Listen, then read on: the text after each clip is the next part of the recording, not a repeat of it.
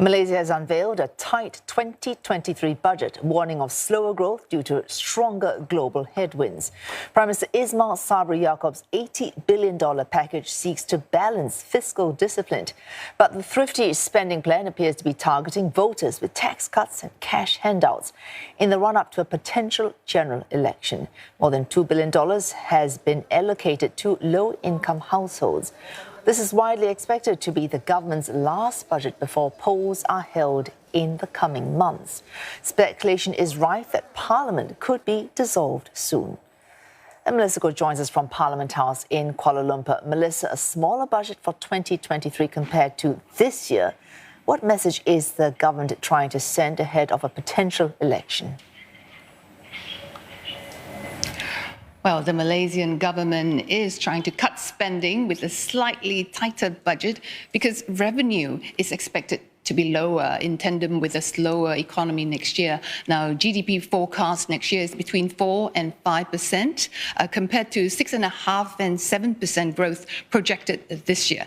But development expenditure is still huge, given that they are needed to fund the infrastructure projects. While there are goodies generally all round for everyone, increased cash handouts to lower income groups and also almost every segment of the society. Now, selective income tax cuts as well for individuals and businesses and SMEs, and that's going to buoy consumption. Now, although there's planned subsidy cut, it's largely because of lower commodity prices expected next year, Finance Minister Zafrul Aziz said.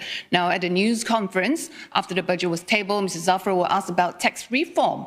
He said there is no GST proposed in the budget, but the government will look at it, will discuss about it next year when the time is right.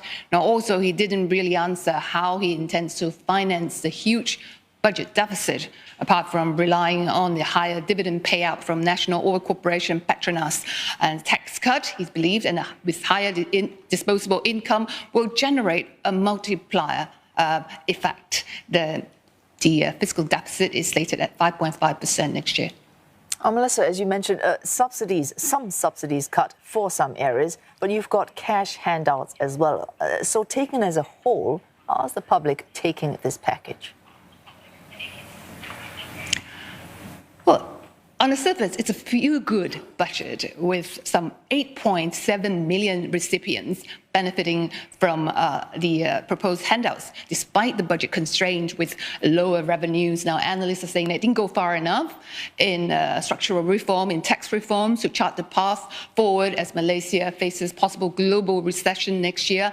Now, opposition leader like Anthony Loke from DAP said the budget is essentially a manifesto by the government before going to the next poll, widely expected to be held this year, and it won't be debated or passed. Now, Prime Minister Ismail Sabri has kept everyone guessing whether he has requested dissolution of Parliament when he met the King and whether it's happening or not this year. And he's keeping everyone in limbo, and that's bad for business confidence. And Anthony Loke, the Secretary General of Democratic Action Party, is saying that this has gone on long enough.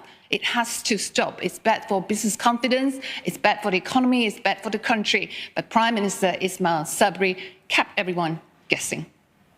Thanks for that. Melissa Goh speaking to us live there from Kuala Lumpur.